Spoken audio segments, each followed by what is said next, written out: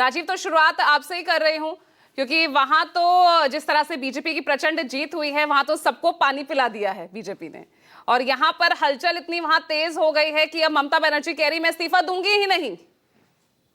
तो अब ये आगे होगा क्या, वहां की राजनीति, और इस्तीफा नहीं देने से हासिल क्या होगा? क्योंकि इस्तीफा तो देना पड़ेगा, अगर वो नहीं देंगी तो यहाँ जो राज्यपाल के पास विशेष अधिकार है उसके तहत सब कुछ होगा। तो अब ऐसे में वहां की राजनीति अब कहां जाती नजर आ रही है? क्योंकि यहां पर एक बात और कह रही है, जिस इंडिया गठबंधन में साथ होते हुए भी साथ नहीं दिखती थी ममता बनर्जी, अब उसे भी मजबूत करने की मांग कर रही है।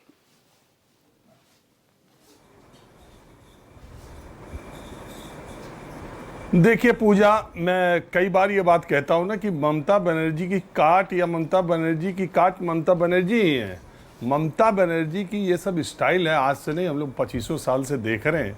और वो देखिए, चुनाव हारने के बाद अपने कार्यकर्ताओं को, अपने संगठन को ये मैसेज देना चाहती हैं कि हम चुनाव हारे नहीं हैं, हरवाए गए। और इसलिए उन्होंने ये बात कही, इसीलिए ये बात कही, पहले अपने पोलिंग काउंटिंग बूथ की बात कही कि उन्हें धक्का दिया गया, पेट में मारा गया, जो भी बात कही। और उसके बाद कहा कि मैं इस्तीफा देने राजभवन नहीं जाने वाली। मतलब ये कि मैं खुद से हार स्वीकार कर मैं राजभवन जाके इस्तीफा देने वाली नहीं। उन्हीं के साथ बाकी राज्यों के मुख्यमंत्रियों ने अपनी हार स्वीकार की और जाके इस्तीफा दिया। लेकिन ममता बनर्जी ये मैसेज दे रही है कि वो हारी नहीं है, हरवाई गई हैं, और हार एक्सेप्ट करके वो खुद ही गाड़ी चलाकर या गाड़ी में बैठकर राजभवन जाके इस्तीफा नहीं देंगी।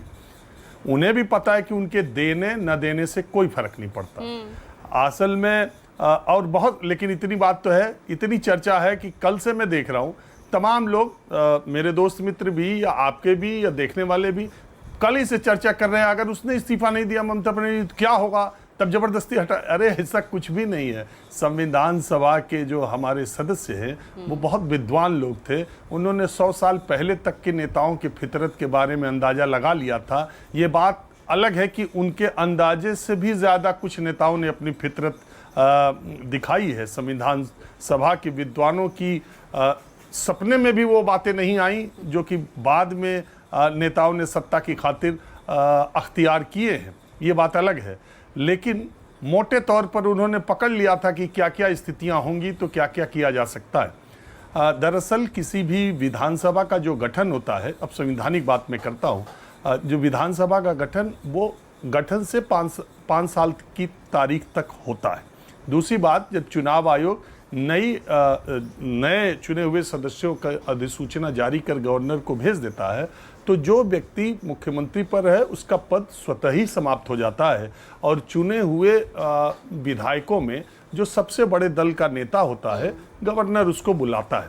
गवर्नर के प्रसाद पर्यंत ही मुख्यमंत्री, ये एक परंपरा चली आ रही है कि विधानसभा का नया जनादेश आने के बाद भी जब तक नया मुख्यमंत्री शपथ ग्रहण नहीं करता है तब तक राज्यपाल इस्तीफा देने के बाद भी, देखिए आप इस्तीफा देते हैं, इस्तीफा देने के बाद भी राज्यपाल आपसे कहता है कि नए मुख्यमंत्री के शपथ ग्रहण तक कार्यवाहक मुख्यमंत्री के तौर पर अभी आप ही काम करते रहेंगे इस्तीफा देने के बाद।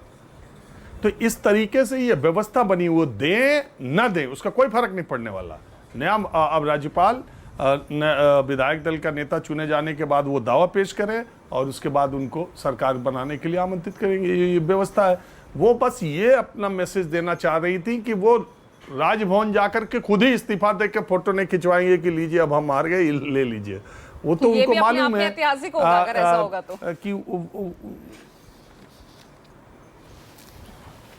तो ममता बनर्जी ने पहले भी बहुत सारे ऐतिहासिक काम किए हैं। जब अकेली संसद में अकेली अपनी पार्टी की लोकसभा सांसद थी और कागज ले जाके सोमनाथ चटर्जी के मुंह पर मार दिया स्पीकर को, इस तरह से कागज मारने वाली वो भी पहली नेता थी। पहली नेता वो थी जब पूरे देश में जयप्रकाश नारायण का सिक्का चल रहा था और पूरा देश उनके लिए परेशान था। जयप्रकाश नारायण कोलकाता गए तो पहले उनके गाड़ी के नीचे लेट गई, फिर बोनट पर चढ़ गई। पहली वो नेता थी जो एक बलात्कार पीड़िता को लेकर राइटर्स बिल्डिंग पहुंची और वहां पुलिस को धक्का देते हुए चीफ मिनिस्टर कार्यालय की तरफ राइटर्स बिल्डिंग में बढ़ने जा रही थी और वहीं उनकी साड़ी फट गई। 93 की बात है और वहीं उन्होंने कसम खाई थी कि अब राइटर्स बिल्डिंग मुख्यमंत्री बन के ही लौटूंगी।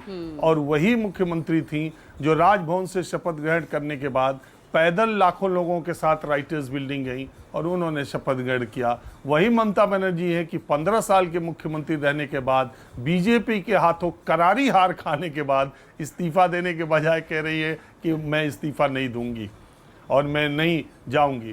तो वो एक ये बताइए, ये अभी भी इतनी करारी हार के बाद भी ममता बनर्जी की मैं देख रहा हूँ कल से लेके अभी तक यही चर्चा हो रही, ममता बनर्जी इस्तीफा नहीं देंगे। ना दें उसका क्या मतलब है?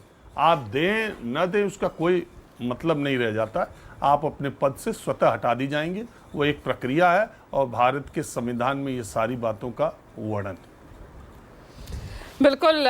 यहाँ पर जो है और दिलचस्प, यहाँ पर राजनीति ना सिर्फ नतीजों के बाद तो और ज्यादा दिलचस्प हो गई है और ममता बनर्जी जिस तरह से यहाँ पर आह्वान कर रही है